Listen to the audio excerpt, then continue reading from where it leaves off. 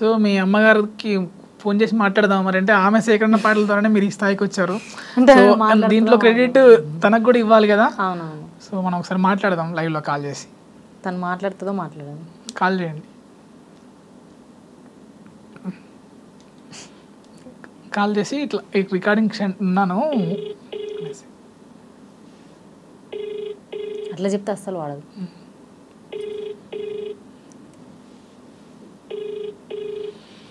అంటే నాకు చిన్నప్పుడు ఒక సాంగ్ చెప్తుండే మా అమ్మ, అది వాడిస్తా. హలో అమ్మ, నాకు ఒక సాంగ్ చెప్తుండే కదా నువ్వు చిన్నప్పుడు, అది నేను చిన్నగా ఉన్నప్పుడు, మదనా సుందరని ఒక పాట చెప్తుండే కదా నేను చిన్న ఉన్నప్పుడు, ఒకసారి అది వాడు ఒక లైన్. మదనా సుందరి పాటనే నాకు ఒక ఓ గంగ ఏమో అని చెప్తుంటేవి కదా. ఒకసారి చెప్పు ఒక లైన్, 2 లైన్లు.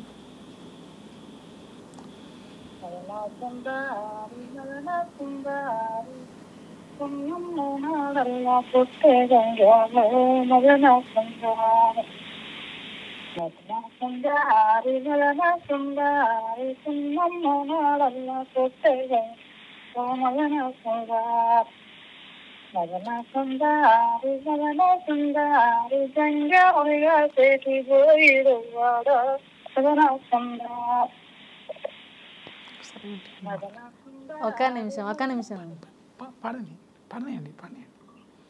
ఓకే, సరే అమ్మా, ఒక్క నిమిషం, ఒక అన్న మాట్లాడతాను. హలో, నమస్కారం అమ్మా. ఇంటర్వ్యూలో ఉన్నారు మీరు. ఇప్పుడు ఇంటర్వ్యూలో మీరు పాట పాడారు, అంటే ఇప్పుడు మీ కూతురు ఈ స్థాయికి రావడానికి మీరే కారణము. ఎంత అంటే మీరు రాసిన పాటలతోనే తను ఇప్పుడు తెలంగాణలో ఫోక్ సాంగ్లో ఇప్పుడు ట్రెండ్ అవుతుంది మీ సాంగ్. ఎలా అనిపిస్తుంది మీకు? అంటే మీ సాంగ్సే కదా, మీ సాంగ్సే తన గొంతు ద్వారా వస్తున్నాయి అన్నీ. అంటే నా గురించి నేను లేకున్నా నా బిడ్డ జర మంచిగా అవుతుంది కదా అన్నంత హ్యాపీగా ఫీల్ అవుతున్నారు. అంటే మా అమ్మ వాడుతుందని ఎవరికి తెలియదు బేసిక్గా, ఈరోజు ఆ వాయిస్ బయటకు వస్తుంది. ఇప్పుడు మీ వాయిస్ అంతా చెప్పండి. నేను చిన్నప్పుడు కొన్ని వాడుకుంటాం కానీ బయటికి వెళ్ళలేదు, నేను వాడను ఎక్కువ. ఇప్పుడు ఆ కళ మీ కూతురు నెరవేరుస్తున్నారు. నా వల్ల నాకు చేసుకుంటున్నారు. మీరు కూడా వాడండి, మీరు కూడా ఇట్లా ఇంటర్వ్యూలు ఇవ్వాలి, మీకు కూడా ఉంది కదా. తప్పకుండా మీరు కూడా రావాలి, మళ్ళీ మిమ్మల్ని కూడా ఇంటర్వ్యూ చేస్తాము. పాడతారా మరి పాటలు? అంత వాడలేమండి ఇప్పుడు, ఎంత ఓపిక లేదు. Okay, thank you very much అండి, థ్యాంక్ యూ వెరీ మచ్. సరే అండి. సరే అమ్మా. ఓకే, చాలా తనకు ఆమెకు తెలియకుండా చెప్తేనే పాడుతుంది, చెప్తే పాడకపోతే. అదే అందుకోసమే నేను కూడా తెలిస్తే పాడదనేసి స్టార్టింగ్లో మీకు డౌట్ వచ్చిన విధంగా పాడమని అడిగాను. ఓకే, మీకు సిటాపట్ట సినుకులు, ఇప్పుడు ఓ పిల్లగా వెంకటి, బోనాల సాంగ్, అవి కాకుండా మీరు యాక్ట్ చేసినవి, ఫస్ట్ యాక్టింగ్ అవకాశం ఎలా వచ్చింది అది దాని గురించి చెప్పండి. ఎలా అనిపించేది, ఫస్ట్ కెమెరా ఎలా ఫేస్ చేశారు? యాక్టింగ్ అంటే ఇప్పుడు మామూలుగా సాంగ్స్ వాడుకున్నప్పుడు సింగర్ వర్షన్ పెడతారు, సింగర్ వర్షన్ ఉంటుందని తెలియదు నాకు. అంటే సిట్టాపట్ట సాంగ్, తిందిరా వైపు కూడా 2 సాంగ్స్ ఒకటేసారి రికార్డింగ్ అయినవి. తర్వాత సింగర్ వర్షన్ చేయాలంటే సింగర్ వర్షన్ ఏంది అని చెప్పి పోయినాం. అక్కడ కెమెరా పెడితే కెమెరాకి చేయాలంటే మామూలుగా అప్పుడప్పుడు చేస్తారు అందరు. అంటే ఇట్లా మళ్ళీ అంటే బేసిక్ ఏమనుకుంటాం అని చూసిన వాళ్ళం, అంటే పాడేటప్పుడే పెడతారేమో వీళ్ళు కెమెరాకు అని అనుకుంటారు అందరు. నాకు కూడా, నేను కూడా అట్లానే అనుకున్నా రోజు. తర్వాత పాట తీసుకొని మళ్ళీ ఇట్లా కెమెరాకి యాక్టింగ్ చేయాలి అని తెలియదు నాకు. అక్కడ డిఓపి వాళ్ళు ఉంటారు కదా, వాళ్ళు అన్న లేదు ఎక్స్ప్రెషన్స్ మంచిగా ఇస్తుంది, ఏం భయపడతలేదు, ఫస్ట్ సాంగ్ అయినా కూడా మనం యాక్టింగ్ చేస్తే కూడా పెట్టొచ్చు అన్న అని చెప్పిరంట అన్నకి. చేస్తావా మరి అని అడిగితే నేనా అన్నా అని చెప్పిన. ఇంకా చేస్తావు నువ్వు అంటే, లేదన్నా మీరు అక్కడ షూట్ లొకేషన్ అదంతా ఖర్చు పెట్టుకొని చేస్తారు, నాకు ఒకవేళ రాకపోతే కష్టమవుతుంది అన్న అని చెప్తే, లేదు నువ్వు చేస్తావు కానీ నీకు తెలియదు, నువ్వు చేస్తావని చెప్పి వేనన్నా తీసుకెళ్ళి. ప్రసాద్ అన్న కూడా సపోర్ట్ చేసింది, మానకోట ప్రసాద్ అన్న, గజ్వెల్ వేనన్న. ఫస్ట్ అయితే ఇంకా వీళ్ళ ద్వారానే కెమెరా ఫేస్ చేసాను నేను నిజానికి. ఇంకా అక్కడికి పోయిన తర్వాత ప్రసాద్ అన్న కూడా అట్లా కాదురా కొంచెం ఇట్లా, నాకు అసలు ఏం తెలియదు, జీరో నాలెడ్జిగా.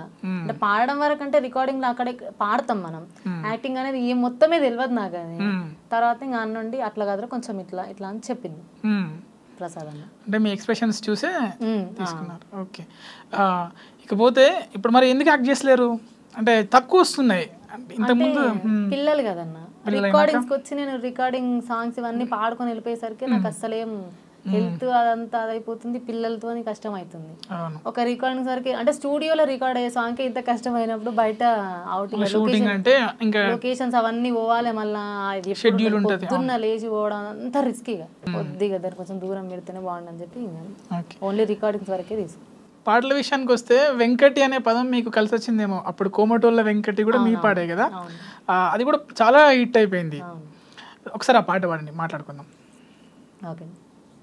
కొమటలో ఎంకటి గాజుల గిట్ట వంపినావా నాకు, కొమటలో ఎంకటి గాజుల గిట్ట వంపినావను, గంధములో గంగమని గాజులు నేను వంపలేద పిల్ల, గంధములో గంగమని గాజులు నేను వంపలేద పిల్ల, మా పటేలమో ఎంకటి ఇంటి ముందుకు వచ్చినావా బావ, మా పటేలమో ఎంకటి మా ఇంటి ముందుకు వచ్చినావను.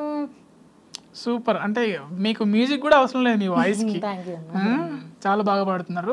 అంటే దీనికి ఎవరు అప్పుడు దీనికి యాక్ట్రెస్ ఎవరు ఈ ఫోక్ దాంట్లో? ఇది రాసింది రాజేందర్ కొండ, మ్యూజిక్ యాజ్ యూజువల్ గా మదీన్ అన్న, acting Tony kick, Dimple Mounika.